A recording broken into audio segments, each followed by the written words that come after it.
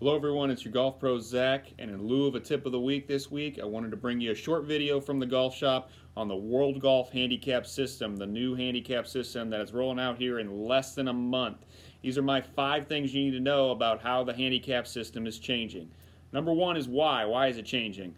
Well, originally there were 7 different world organizations that had their different handicap calculations, and with the world getting smaller and more international competition for amateurs coming about, they wanted to create one World Golf Handicap System so that golfers of any ability can play and compete fairly in any format around the world on any course.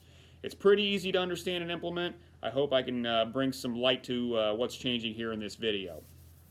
So, a couple things are changing on how your course handicap is calculated. The new system is more responsive to good scores. Your handicap's index will change daily. Every time you post a score, your handicap is changing, kind of like the old trend system was in the old system.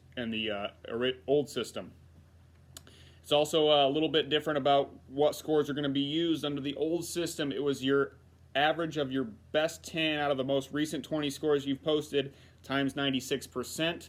The new system is just going to use the average of the best 8 scores of your most recent 20, so a little bit more responsive to those better scores because they're only using 8. Your playing handicap calculation now includes the course rating and par. So if you know under the old system, the number of strokes you needed on your course handicap, your course handicap was the number of strokes you needed to compete against the course rating. Under the new system, it is the number of strokes you need to compete against par. So you're going to see bigger variances from tee to tee in your course handicap. There will be a lot bigger number jumps from the blue tees to the white tees to the green tees, so on and so forth. This is also going to eliminate that old 3-5 rule. So under the old system, 3-5 was the rule stating that when we have players competing from different sets of tees, you had to subtract or add based on whatever tee you use as your set tee. So we played a white tee tournament, the combos, if you wanted to play the combos, you had to lose 2 strokes. Greens, you had to lose 4. That rule is eliminated. It's going to be reflected in your course handicap without an adjustment needed, which is nice. Also, some new scoring controls that are going to change. Equitable stroke control is changing. It is now net double bogey. That's the highest score you can take for posting purposes on any hole.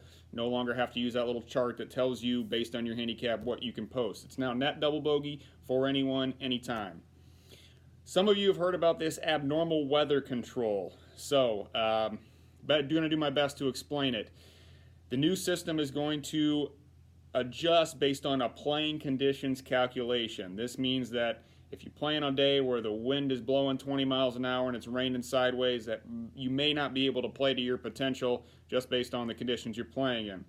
This calculation is based on the scores posted at a golf course on a given day. So under the new system, scores posted on a day are basically going to be on a bell curve. That's the way I can say it. So that if 10 scores are posted, let's say 6 of them are within 1 or 2 shots of their normal handicap.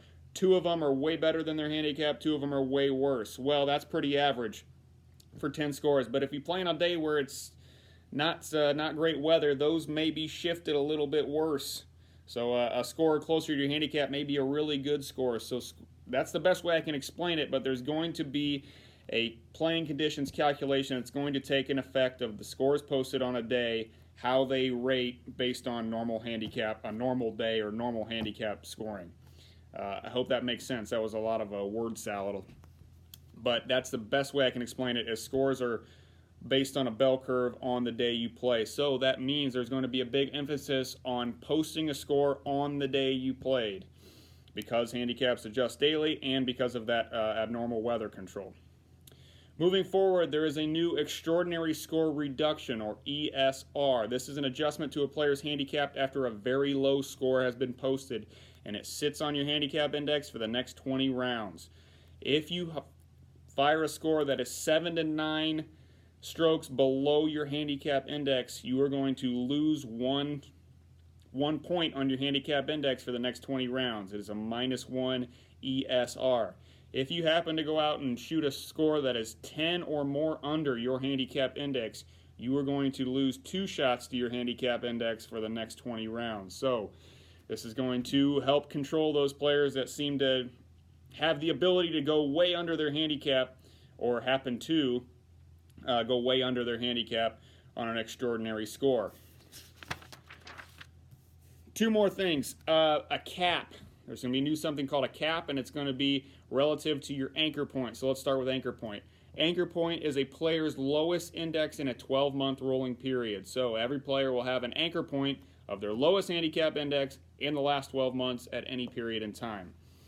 And then there's going to be a cap, which is a suppression mechanism that limits an increase in player's handicap relative to a player's anchor point. So that was a lot of words right there. But basically what you need to know is there's a soft cap and a hard cap, and it's all based on that anchor point that we talked about. Soft cap. This is hard to explain without a calculations board, chalkboard behind me, but I'll do the best I can. A soft cap is the potential handicap index can only increase to an anchor point plus 3. Anything over your anchor point plus 3 is limited by half the amount over 3. Okay, that was a lot to say. But basically, if your handicap index goes 3 or more than 3 over your anchor point, you are going to be reduced by half. So, or half the amount over 3. So a 5, if you go 5 above your anchor point, 5 plus 3 is 8, divided by 2 is 4. So you can only go up to if you're a 10, and you can only go up to a 14 based on your soft cap. 7's limited to 5. 7 plus 3 is 10, divided by 2 is 5. That's basically what your soft cap is. So it reduces a player, sandbagger, from increasing their handicap index over 3 to their anchor point. Then there's something called a hard cap, which just basically says that the maximum handicap increase you can have is 5, so over your anchor point. So in a 12-month period, you cannot get any higher than 5 points over your anchor point. Okay, I'm going a little long here. It's a 7-minute video now. I hope that helps explain some of the main things that are coming. Those are 5 things that I think they're going to be big things I get questions about. I hope that helps you understand some of the main changes. There's a few more little things. Feel free to reach out with me with any questions. I'm feeling like I've got a pretty good understanding of this new handicap system. I appreciate you watching me, and hope to see you here at the course. Thanks.